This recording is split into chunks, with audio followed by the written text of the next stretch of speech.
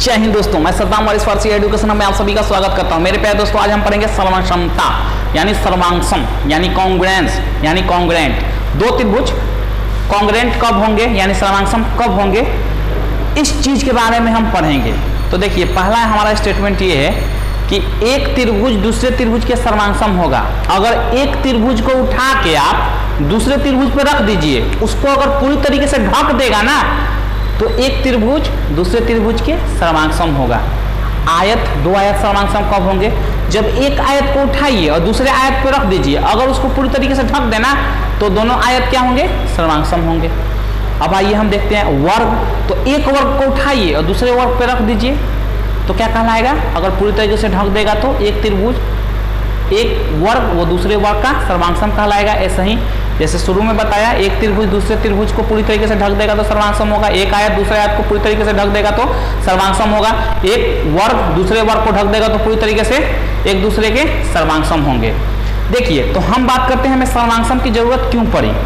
आप याद करिए बचपन के दिन की, चलते बचपन की दुनिया में और रिफिल को काट के हम लोग तो करते थे। रिफिल जब हमारा पेन में नहीं आता था ना, तो क्या करते थे, रिफिल को काट के और पेन में लगा देते थे। याद आपको, अगर आप भी किए होंगे तो याद होगा, हम लोग करते थे। अच्छा, रिफिल छोटा हो जाता तो क्या करते थे, उसके कैप खोलते थे, कैप खोल के अंदर कागज भर देते थे और तब जाके टाइट करते थे उसको। ये सब हम बचपन में करते थे। तो क्यों, क्योंकि सर्वांगसम नहीं था। एक रिफिल अगर दूसरे रिफिल जैसा सेम बनाना हो हमें, तो कैसे बनाएंगे, तो भाई सर्वांगसमता नियम से ही बनाएंगे, तभी दोनों जाके समान लंबाई की बनेगी। इसी प्रकार अगर हम फ्रिज में ट्रे नीचे रखा रहता है जिसमें हम बर्फ जमाते हैं, तो बर्फ उसमें जितने ट्रे में छोटे छोटे जो आपके जिसमें बर्फ जमता है, वो सारा क्या होता है, आयताकार होता है और सब एक दूसरे का सर्वांगसम होता है।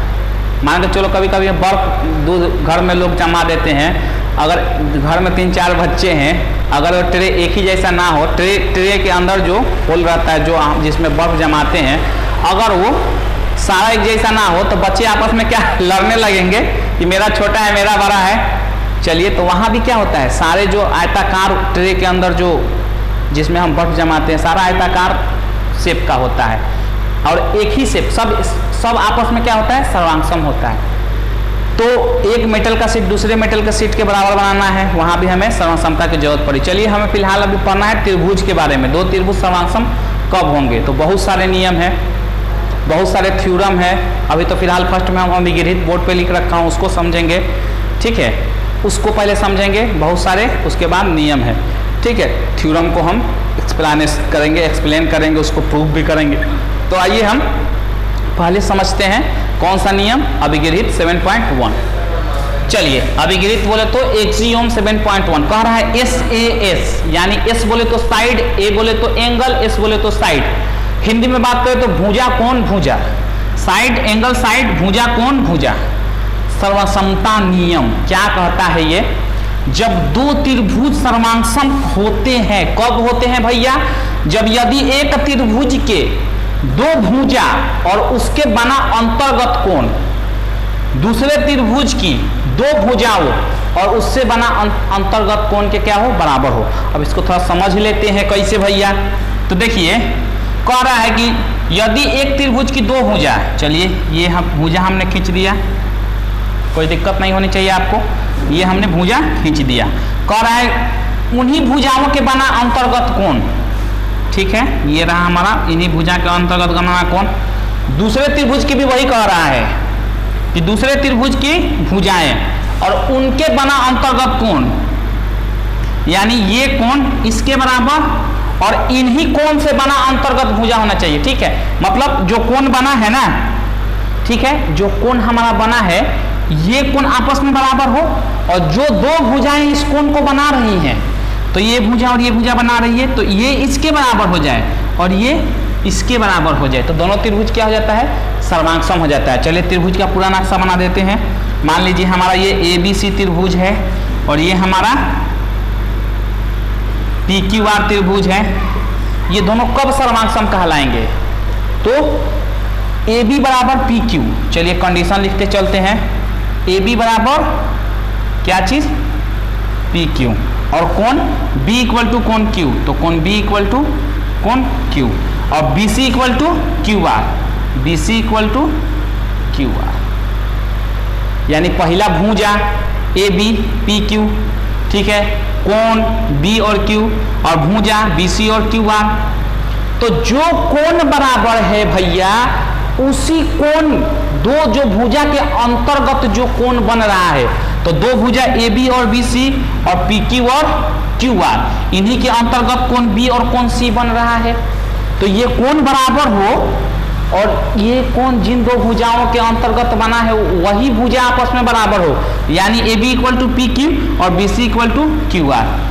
अब ये क्या हो गया, आपका साइड हो गया ना, ध्यान से देखिए, AB साइड है, PQ साइड है, और ये क्या है हमारा एंगल हो गया, और ये क्या है हमारा, चलिए थोड़ा दूर बना देते हैं उसको कि और समझने में दिक्कत ना हो। आइए इसको थोड़ा हम दूर बना देते हैं और लिख देते हैं PQR, लीजिए। तो B equal to Q, B equal to Q, चलिए BC equal to QR, BC equal to QR, तो तीसरा क्या है, साइड हो गया। हिंदी की बात करें, अच्छा इसको denote S for side, A for angle और S फॉर साइड। हिंदी में बात करें तो साइड को भुजा बोलते हैं और एंगल को कोण बोलते हैं और साइड को भुजा बोलते हैं। तो ये नियम इसीलिए SAS सर्वांग समता नियम कहलाता है। अगर ये दोनों भुजाएं, यानी दो भुजा और एक कोण, कौन सी दो भुजा, जो कोण बनाने में शामिल है वही भुजा आपस में बराबर हो तो रूल लग जाता है, त्रिभुज आपका ABC क्या कहलाएगा, सर्वांगसम। ये सर्वांगसम का कॉन्ग्रुएंस का साइन है, ठीक है। तो एक त्रिभुज दूसरे त्रिभुज के कॉन्ग्रुएंट कब कहलाएगा, जब SAS यानी भुजा कोण भुजा, एक त्रिभुज का कोण और कोण को बनाने वाली भुजा, दोनों भुजा, जिस भुजा के अंतर्गत जो कोण बना है वो कोण और भुजा बराबर हो, यानी दो जो भुजाएं बराबर हो ना, उसी भुजाओं के बने हुआ, उसी भुजाओं के द्वारा अंतर्गत द्वारा बना हुआ कोण होना चाहिए, ठीक है। तो त्रिभुज ABC सर्वांगसम कहलाएगा, त्रिभुज PQR के कहलाएगा, ठीक है, अगर ये तीनों कंडीशन को फॉलो करेगा तब। अच्छा, लिखने में भी सावधानी, अगर त्रिभुज ABC सर्वांगसम त्रिभुज PQR कह रहे हैं ना, तो पहले जो भी लिखेंगे ना वो त्रिभुज ABC की भुजा लिखेंगे, ABC, तथा दूसरा में जो लिखेंगे त्रिभुज PQR की भुजा लिखेंगे। ये थोड़ी सी बेसिक समझदारी यहाँ दिखानी पड़ेगी, ठीक है। जैसे इसका AB लिखे हैं, पहला त्रिभुज का ही लिखना है, पहला नियम यह है, कह रहा है कि पहला त्रिभुज का थोड़ा सावधानी बरतना पड़ता है कि AB लिखे हैं तो इसका PQ लिखेंगे। तो ऐसा नहीं कि इसका AB लिखे हैं तो इसका QR QP लिख दीजिएगा, नहीं, ऊपर से आ रहे हैं AB तो इसको भी PQ लिखिएगा। पहले तो AB का लिखेंगे ही, इसमें भी ध्यान रखना है कि AB लिख रहे हैं तो PQ भी लिखना है, अगर BC लिख रहे हैं तो QR ही लिखना है, इस प्रकार लिखना है। थोड़ा इस चीज का ध्यान रखना पड़ता है इसमें। तो आप मेरे हिसाब से अच्छे से समझ गए होंगे SAS नियम सर्वसमता वाला क्या कहता है। ये हमारा एक्सियोम है, एक्सियोम और अभिगृहित के बारे में आपको अच्छी तरीके से हम बता चुके हैं। तो अब इसको आप प्रूफ की इसकी जरूरत नहीं पड़ती है। ये क्या होता है, ट्रूथ, ऐसी सच्चाई होती है, ठीक है, परम सत्य होता है ये। इसको प्रूफ करने की जरूरत, प्रूफ हम कर भी नहीं सकते, लेकिन होता क्या है, परम सत्य होता है ये स्टेटमेंट, उसी को बोलते हैं एक्सियोम अभिगृहित। फिलहाल आप इसको नोट करिए। अब हम कुछ दोस्तों सर्वांगसमता नियम तो आप समझ चुके हैं। अब देखिए, दो त्रिभुज सर्वांगसम होंगे तो एक रूल है CPCT नियम, ठीक है, CPCT नियम। तो इसको समझ लेते हैं। देखिए, जैसे हमने अभी आपको बताया कि त्रिभुज, चलिए ऊपर एकदम बनाते हैं, त्रिभुज ABC आपका ये रहा, A B और C, और ये आपका PQR, PQR दिख रहा है, बिल्कुल दिख रहा होगा, थोड़ा सा हम ट्विस्ट कर देते हैं, चलिए PQR, ठीक है।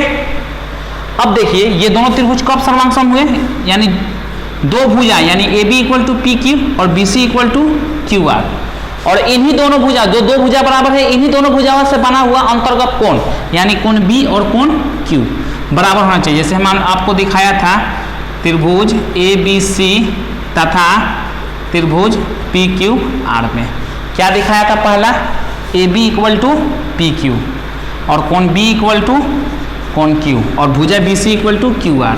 तो लिख दीजिए BC इक्वल टू QR। तभी आपको दिखाया था कि ये त्रिभुज ABC सर्वांगसम होगा त्रिभुज PQR के। सर्वांगसम हो गया, इसके बाद आता है ये CPCT नियम। ठीक है, कौन सा नियम? CPCT। फुल फॉर्म होता है corresponding P for parts of लगा दीजिएगा, of corresponding parts of C for congruent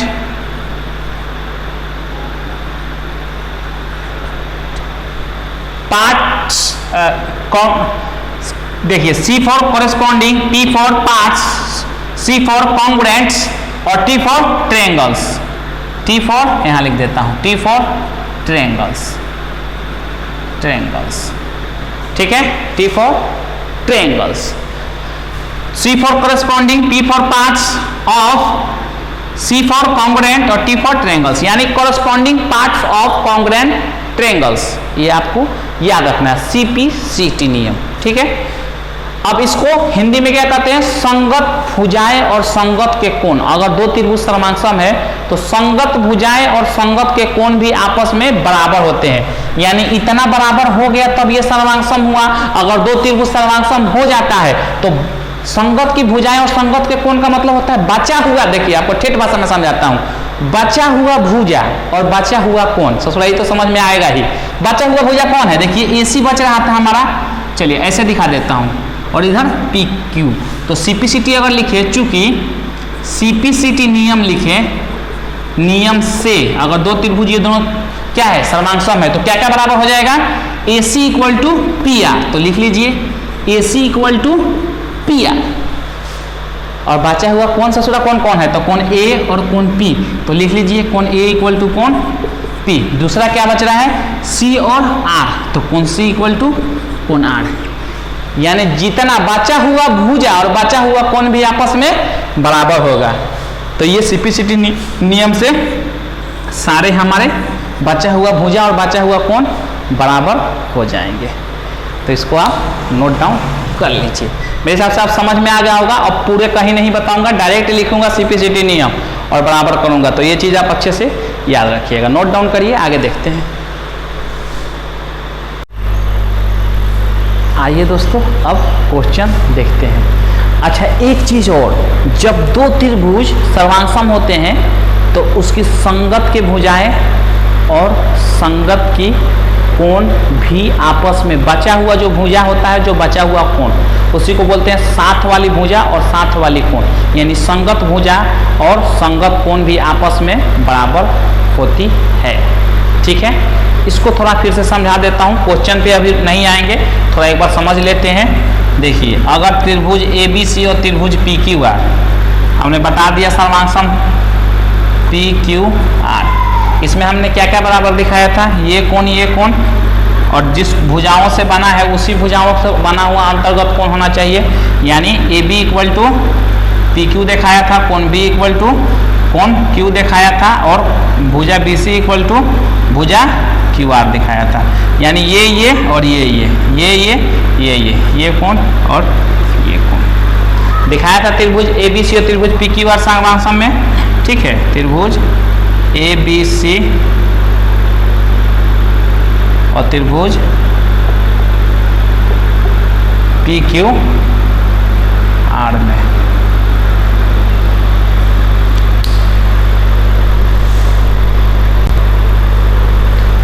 आइए दोस्तों, अब क्वेश्चन एग्जाम्पल नंबर 1 देखते हैं। देखिए, एग्जाम्पल नंबर 1 क्या कहता है, इसको हम थोड़ा अच्छे से समझ लेते हैं। पढ़ते हैं क्वेश्चन। आकृति दिया है, जिस क्वेश्चन में आकृति यानी फिगर दिया हो, क्वेश्चन आधा सॉल्व हो गया। चलिए, ये दिया है तो कह रहा है, इसमें जो दिया है उसको नोट करते जाते हैं क्वेश्चन को पढ़कर। देखिए, यहाँ सॉल्यूशन लिख दीजिएगा और दिया है, इंग्लिश वाले लिख लेंगे गिवन। क्या लिख लेंगे?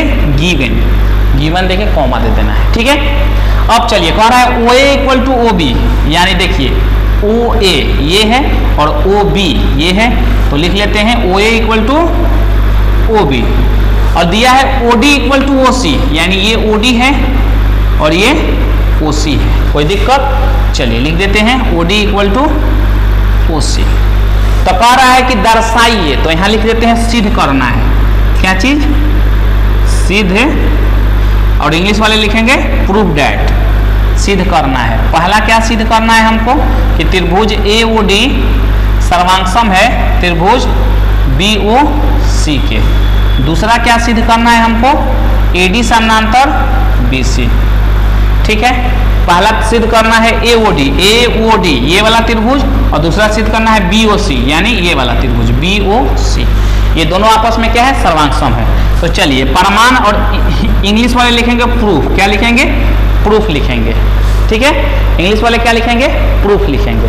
तो चलिए आगे बढ़ते हैं और लिख लेते हैं जो त्रिभुज दिया है ना सर्वांगसम, पहले उसी त्रिभुज को लेते हैं। तो चलिए यहाँ लिख दीजिएगा, चूंकि त्रिभुज ए ओ डी यही दिया है तथा त्रिभुज बी ओ सी।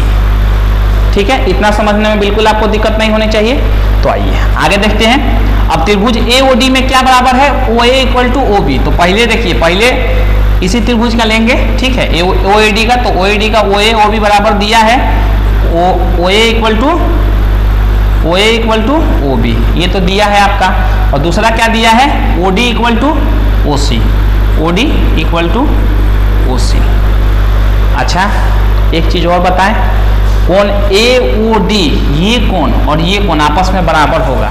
कैसे होगा बता देता हूं। कोण ए ओ डी इक्वल टू कोण बी ओ सी। देखिए सब चीज पहले इसी त्रिभुज का लिख रहे हैं, तब इस त्रिभुज का लिख रहे हैं। ए ओ डी यानी इस वाले त्रिभुज का देखिए, और दूसरा बी ओ सी। कोई दिक्कत नहीं ना? दूसरा बी ओ सी। आप कहेंगे सर इसको बीच में क्यों लिख रहे हैं? थोड़ा यार अच्छा लगे, एस ए एस नियम का आता है ना, तो पहले साइड को लिखा, तब एंगल को लिखा, तब इसको थोड़ा सजा के लिखने में ज़्यादा हमको मजा आता है, और सजा के यहाँ लिखना भी चाहिए, थोड़ा अच्छा लगता है। शुरू में बता दिए थे आपको, थोड़ा सजाने में ध्यान देना पड़ता है। चलिए बेहद ही आसान। अब यहाँ क्या है देखिए, कारण भी हमको लिखना पड़ेगा। इसको ओ आर लिख लेंगे इंग्लिश वाले, ओ आर और लास्ट में इसलिए। ठीक है, चलिए हिंदी वाले या लिख लेंगे, हिंदी वाले और भी लिख सकते हैं, कोई दिक्कत नहीं है। चलिए ओ A equal to O B तो दिया है, तो यहाँ लिख दीजिए गिवन दिया है। चलिए ये लास्ट वाला भी दिया था, तो लिख दीजिए दिया है। अब बोलेंगे सर आप ये एंगल कैसे बराबर कर दिए, बताए नहीं? तो हम बताना तो पड़ता है ना। देखिए ये एंगल और ये एंगल क्या है? आमने सामने यानी शीर्षाभिमुख। जब दो रेखा यानी टू स्ट्रेट लाइन एक दूसरे को किसी बिंदु पे इंटरसेक्ट करे, प्रतिच्छेद करे, ठीक है, तो क्या करता है? आमने सामने का जो कोण बनता है वो शीर्षाभिमुख कोण यानी वर्टिकली अपोजिट एंगल। इंग्लिश वाले याद कर लें, वर्टिकली अपोजिट एंगल बनता है, और उसकी प्रॉपर्टी क्या होती है कि वो आपस में बराबर होते हैं। रेखा एंड लाइंस जाकर देख लीजिएगा, डिस्क्रिप्शन में लिंक है, वहां से जरूर देख लीजिएगा, धमाकेदार उसमें समझाया है, एकदम डिटेल में बताया गया है उसमें। ठीक है, हर चीज को डिटेल में समझाया गया है उस चीज में, हर चीज को डिटेल में, यानी पूरा उसमें डिटेल वीडियो है, जाके आप थ्योरी का वीडियो वो देख सकते हैं। तो ये कौन सा एंगल है? ज्यादा टाइम वेस्ट नहीं करते हुए लिख देते हैं शीर्षाभिमुख। ठीक है, वर्टिकली अपोजिट एंगल याद रखेंगे लोग इंग्लिश वाले, शीर्षाभिमुख। ठीक है, लिख दिया हमने, घेर दीजिए। अब लग गया, हम कह सकते हैं चूंकि कौन सा नियम से यहाँ S S A S S A S सर्वांगसमता नियम से, सर्वांगसमता नियम से, इतना लिखने की भी जरूरत नहीं है, आप केवल इतना भी लिख सकते हैं एस ए एस नियम से।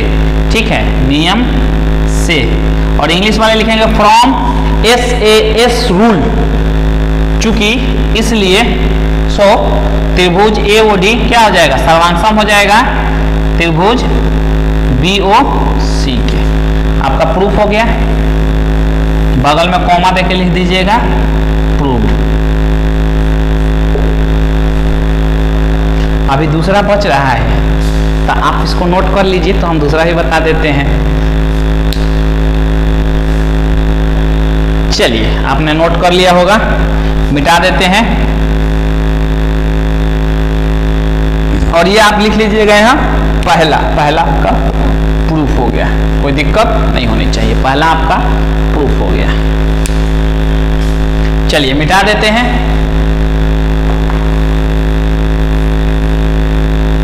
अब दूसरे की प्रूफिंग की ओर बढ़ते हैं। तो दूसरा हमारा क्या कह रहा है, एडी समानांतर बीसी। तो रुक जाइए, घबराइए मत, अब लिख देते हैं चूंकि सीपीसीटी नियम से। पता है आपको, जब दो त्रिभुज बता चुका हूं, जब दो त्रिभुज समांसम होते हैं तो उसके संगत की भुजाएं और संगत का कोण आपस में बराबर होता है। ठीक है, तो देखिए हमने ये भुजा लिया ना, और ये कोण, तो बचा हुआ कोण और बचा हुआ भुजा वो भी आपस में बराबर होगा। इट मीन्स आपका, देखिए हमें यहाँ ज्यादा जरूरत नहीं है, हम एक ही भुजा लिखते हैं, लेकिन अगर चाहेंगे लिखना, ये क्या था OAD, तो कोण A कोण B के बराबर हो जाता, कोण D कोण C के बराबर हो जाएगा, बचा हुआ भुजा AD = BC हो जाएगा ना। सब लिख सकते हैं, लेकिन सब की हमें जरूरत नहीं है, हमें जो इसकी जरूरत है केवल वही लिखेंगे। हम लिखते हैं OAD कोण, OAD बोले तो कोण A, और OBC यानी ये वाला कोण OBC, किस नियम से, सीपीसीटी नियम से। ठीक है, तो सीपीसीटी नियम, और इंग्लिश वाले लिखेंगे फ्रॉम सीपीसीटी रूल।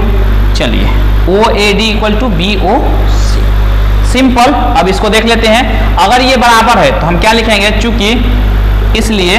ठीक है, सीपीसीटी नियम से चूंकि इसलिए ये बराबर है। तो अरे भैया ये बराबर हो गया, ये भुजा, तो हम क्या देख रहे हैं भाई, ये तो एकांतर कोण है, ससुरा अल्टरनेट एंगल निकल गया। ये क्या निकल गया, अल्टरनेट एंगल निकल गया ससुरा। ये तो क्या करना है, देखिए अल्टरनेट एंगल निकल गया, तो लिखते हैं अतः ये एकांतर कोण है, यानी अल्टरनेट एंगल है। तो अगर ये अल्टरनेट एंगल है, तो आप पढ़े हैं ना, रूल पढ़े हैं ना, जब दो समांतर रेखाओं को एक तिर्यक रेखा काटती है तो संगत के कोण और संगत कोण एकांतर कोण क्या होता है, बराबर होता है। ये आप पहले से पढ़ते आ रहे हैं। देखिए उसका अपोजिट भी रूल हमने बताया था, विपरीत विलोम क्या कहता है उसका, कि अगर एकांतर कोण बराबर हो जाए तो दो जो, अगर हम कहना ये चाहें, देखिए अब विलोम क्या होता है, एक तो सिंपल सीधा होता है कि दो समांतर रेखा को एक तिर्यक रेखा काटे तो संगत कोण और एकांतर कोण का प्रत्येक युग में बराबर होता है। दूसरा नियम क्या है, विलोम वाला क्या कहता है कि अगर दो सरल रेखा को एक तिर्यक रेखा काटती है तो एकांतर कोण का एक युग में बराबर है, तो वो दोनों रेखाएं समांतर होगी। तो अब क्या हो गया, देखिए ये कोण और ये कोण एकांतर कोण निकल गया, यानी AD समानांतर BC हो जाएगा विलोम वाले में। तो लिख दीजिए चूंकि इसलिए AD समानांतर क्या चीज, BC, सॉरी हाँ ठीक है, AD समानांतर BC, कोई दिक्कत नहीं, AD समानांतर BC, यही प्रूफ करना था हमारा, हो गया प्रूफ। 2 नंबर भी कॉमा देके इसको बराबर बहुत अच्छे से घेर दीजिएगा, बहुत मेहनत किए हैं, बगल में लिख दीजिएगा प्रूफ, नोट डाउन कर लीजिए। अगला भी एग्जाम्पल देख लेते हैं।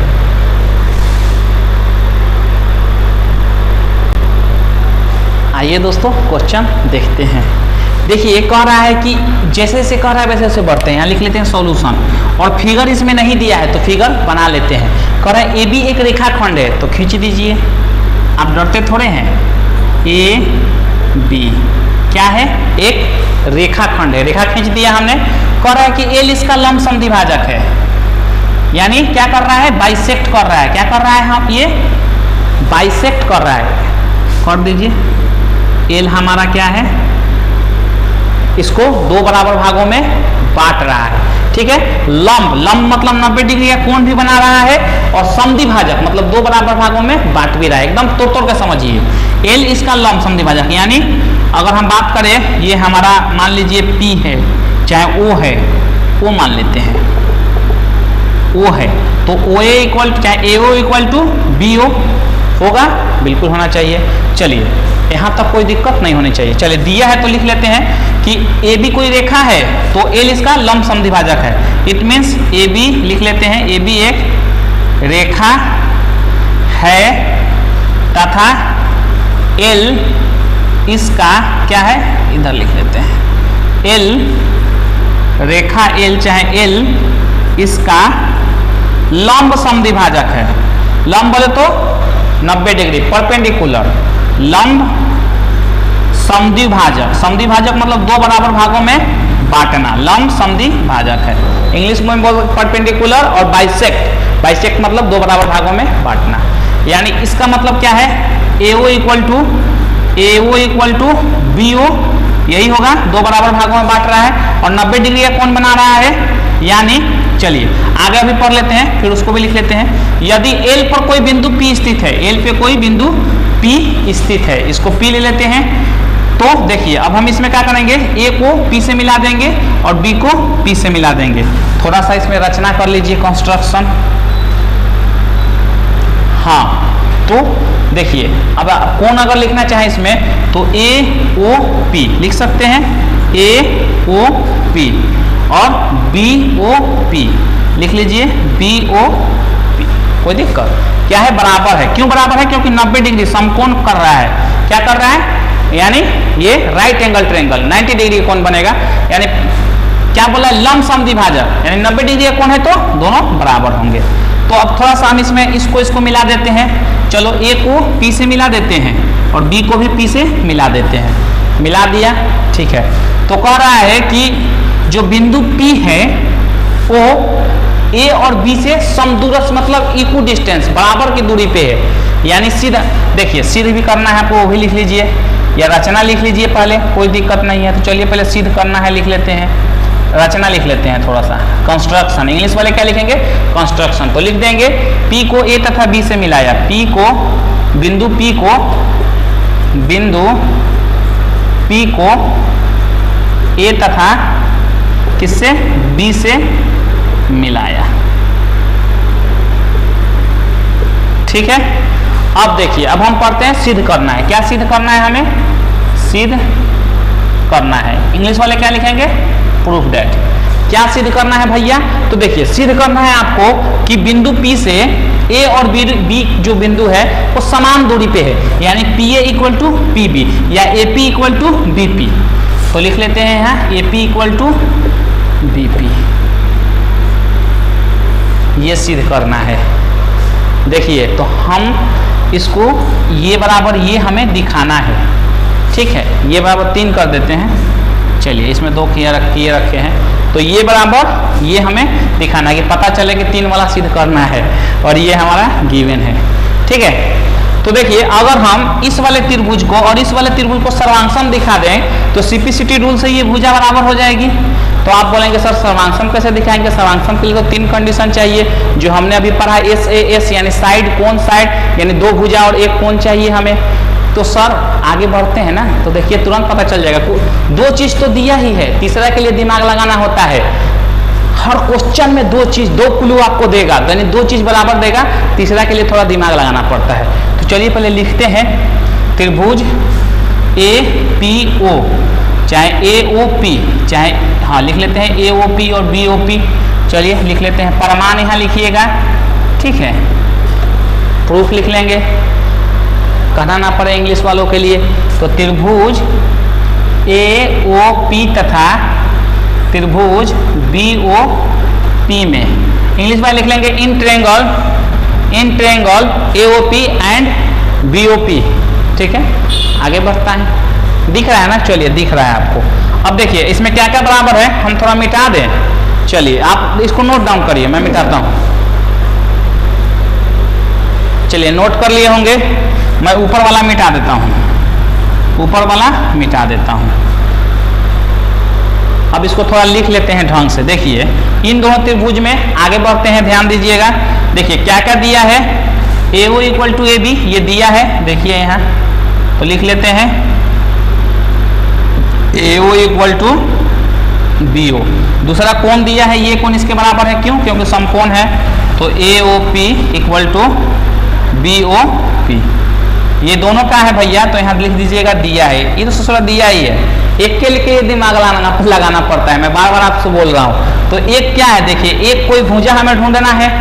तो देखिए अगर हम बात करें OP equal to OP, OP भुजा दोनों में कॉमन है, तो लिख लीजिए OP इक्वल टू OP। क्यों भैया? उभयनिष्ठ। और इंग्लिश वाले क्या लिखेंगे? कॉमन। क्या लिखेंगे? कॉमन है। हो गया ना। देखिए जो कोण बन रहा है इन्हीं दोनों भुजाओं के अंतर्गत ये कोण बन रहा है, इन्हीं दोनों भुजाओं के अंतर्गत ये कोण बन रहा है जो कोण बराबर है। तो दोस्तों हमने मिटा दिया नीचे का, उन्हीं दोनों भुजाओं के अंतर्गत कोण बन रहा है। देख चुके आप कि ये जो AO भुजा है और BO भुजा है और OP है, यानी AO और OP के अंतर्गत ये कोण और OB और OP के अंतर्गत ये कोण, यानी जो दो भुजा बराबर है उन्हीं दोनों भुजाओं के बना हुआ कोण, अंतर्गत बना हुआ कोण आपस में बराबर है। तो हम मिटा दिए, चलिए वो तो हमने हटा दिया, रिमूव कर दिया। चलिए आगे बढ़ते हैं। इसको हमने रिमूव कर दिया, आपने नोट कर लिया होगा। तो हम लिखेंगे चूंकि SAS नियम से, फ्रॉम, क्या लिखेंगे इंग्लिश वाले? From SAS rule. ठीक है। क्या होता है? त्रिभुज AOP सर्वांगसम होगा त्रिभुज BOP के। अगर ये सर्वांगसम होगा, दोनों सर्वांगसम होंगे तो CPCT रूल क्या कहता है? लिख लेते हैं, चूंकि CPCT नियम से संगत के कोण और संगत के भुजाएं, यानी जो भी बचा हुआ कोण और बचा हुआ भुजा है वो भी आपस में बराबर होगा। तो देखिए हमको जरूरत है इसकी AP और BP की, यही प्रूफ करना था, AP इक्वल टू BP। बस यही एक ठो ले लेते हैं, इस वाले त्रिभुज का ये भुजा और इस वाले त्रिभुज का ये भुजा ले लेते हैं, खत्म कहानी। ले लिया CPCT से, बगल में लिख दीजिए प्रूव्ड।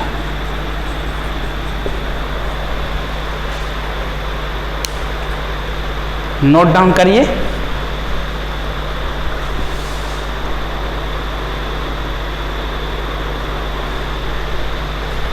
चलिए दोस्तों आपने नोट डाउन कर लिया होगा।